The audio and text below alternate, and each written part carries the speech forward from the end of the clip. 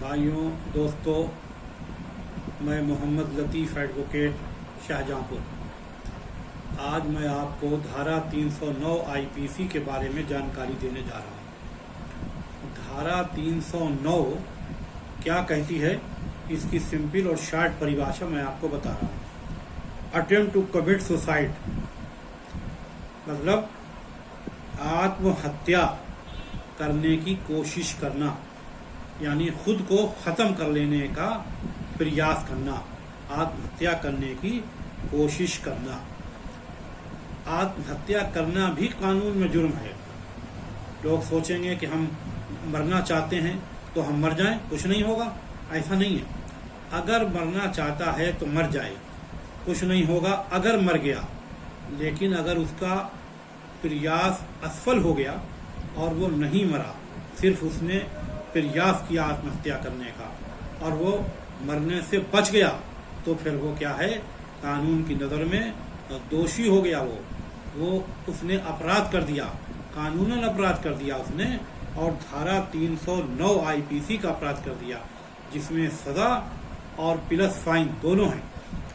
अगर कोई व्यक्ति किसी तनाव में है, किसी परेशानी में है, अपने निजी किसी मामले में उलझा हुआ है और किसी तरह से वो सोचता है कि अब हमारा अपने आप को ख़त्म कर लेना ही एक उपाय है, इसके अलावा हमारा कुछ नहीं हो सकता है, हमें मर जाना चाहिए, तो फिर अगर वो ऐसा करता है तनाव में, टेंशन में, किसी वजह से वो इतना टेंशन में, इतना तनाव में आ जाता है कि उसे सोचने समझने की शक्ति नहीं रहती है और उसके सामने एक यही विकल्प रहता है, एक रास्ता रह जाता है कि अब जाके मर जाएं, कहीं डूब के मर जाएं, कहीं कूद के मर जाएं, या किसी रेलगाड़ी से के आगे कूद के मर जाएं, किसी गाड़ी के आगे कूद के मर जाएं, बस के आगे लेट के मर जाएं।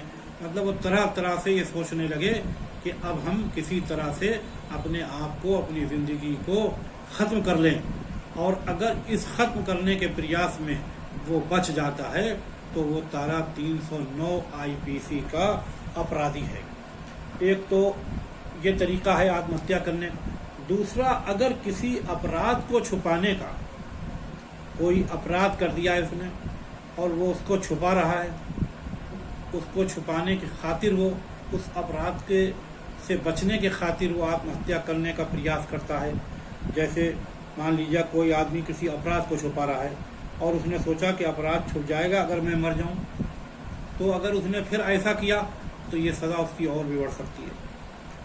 अगर वो तनाव में कर रहा है, खुद अपने तनाव में अपनी वजह से कर रहा है, तो फिर उसकी सज़ा 1 साल की होगी। लेकिन अगर तनाव में नहीं, किसी अपराध को छुपाने की वजह से वो ऐसा कर रहा है, तो फिर उसकी सज़ा 1-2 साल भी हो सकती है। तो ये आत्महत्या करने का प्रयास के बारे में धारा 309 आईपीसी बताती है।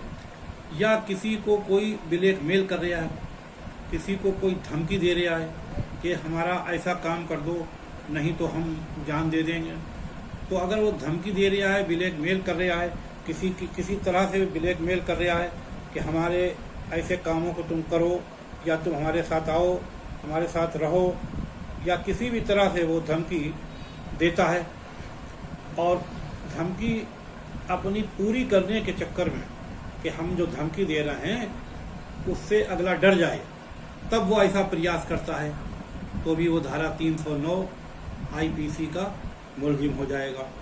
तो ये धारा 309 सीधे सीधे ये बताती है कि अपनी मर्जी से कोई अपनी ज़िंदगी नहीं ख़त्म कर सकता। अगर उसने ख़त्म कर ली तो कोई बात नहीं, किसी पे कोई मुकदमा नहीं चलेगा।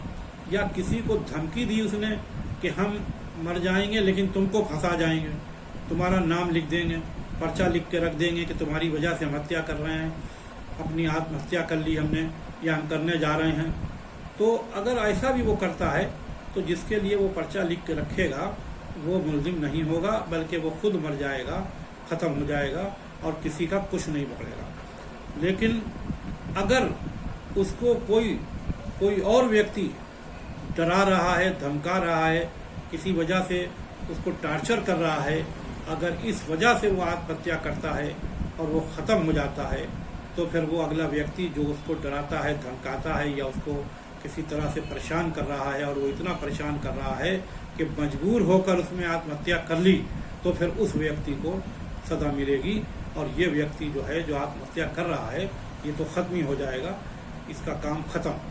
309 इस पर ख़त्म, क्योंकि ये मर गया, अब 309 कहाँ चलेगी। अगर ये बच जाता है तब इस पर भी 309 IPC का अपराध लग जाएगा।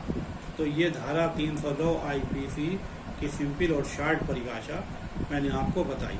उम्मीद है कि आपको पसंद आई होगी, और अगर आपको पसंद आए तो लाइक करें, शेयर करें, और अगर आप हमारे चैनल पर नए हैं तो हमारे चैनल को सब्सक्राइब कर लें, ताकि आने वाली अगली वीडियो जैसे ही अपलोड हो उसकी जानकारी सबसे पहले आप तक पहुँचे। शुक्रिया, धन्यवाद, गुड बाय।